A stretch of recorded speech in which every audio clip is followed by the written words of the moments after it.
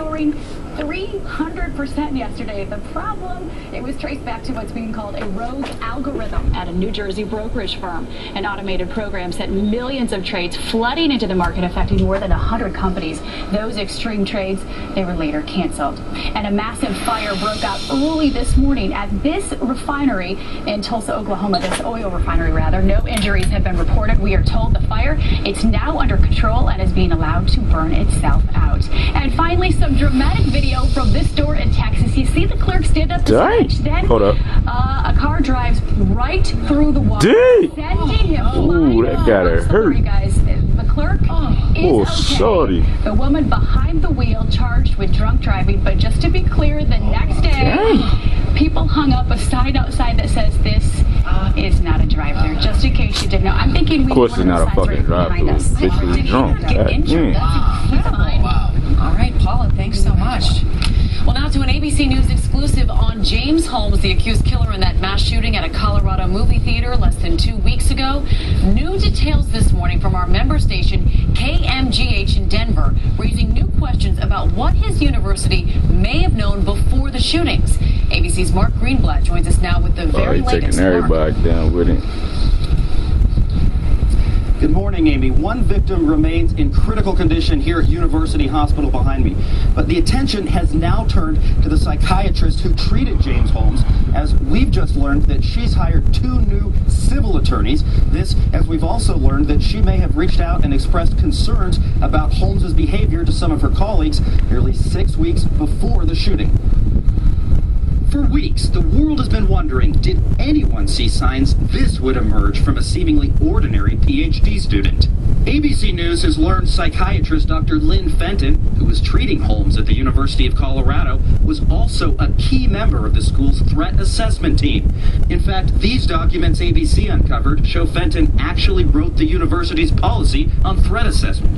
What's more, our affiliate KMGH is reporting exclusively that by early June, Fenton actually notified other members of the team about her concerns about Holmes's behavior.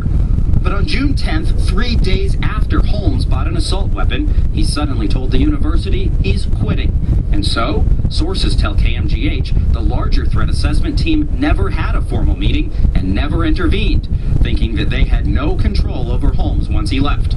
At the very time, experts say it should have been a red alert. I think that's a signal, that you should intensify your efforts, not walk away. Under those circumstances, most well-trained threat assessment teams would have gone into action. But listen to what the university's chancellor claimed early last week. To the best of our knowledge at this point, we did everything that we To the best of our knowledge at this point. Words under fire now, as those close to the victims now ask, could this all have been prevented? Now, we reached out Y'all found that letter. And asked them, Y'all would have found that letter. Yeah, probably. Any concerns to some of her colleagues on that threat assessment team, but they're not commenting, citing a protective gag order from the court. Late last night, I did get a hold of one of Fenton's new attorneys, and he's not talking either. Amy? All right, Mark Greenblatt in Aurora. Thank you, Mark. Josh? All right, Amy, let's now go back to London. After all, the sun is shining. Time to bring you the faster, higher, and stranger side. Might give a fuck about that shit. From ABC's very own Bill Weir.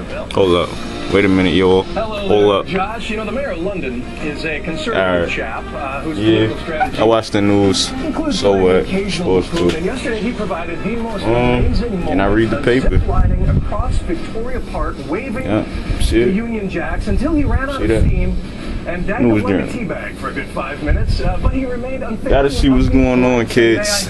You know what I mean? Make your parents proud. A blog called Dangle Boris had him swinging in front of a cat, from the Olympic rings under the Tower Bridge, even from the dumbass shit they talking about. But yo, we gonna start the day off proper, like, you know what I'm saying? Gonna make some oatmeal. What time is it? 17. Gonna make some oatmeal.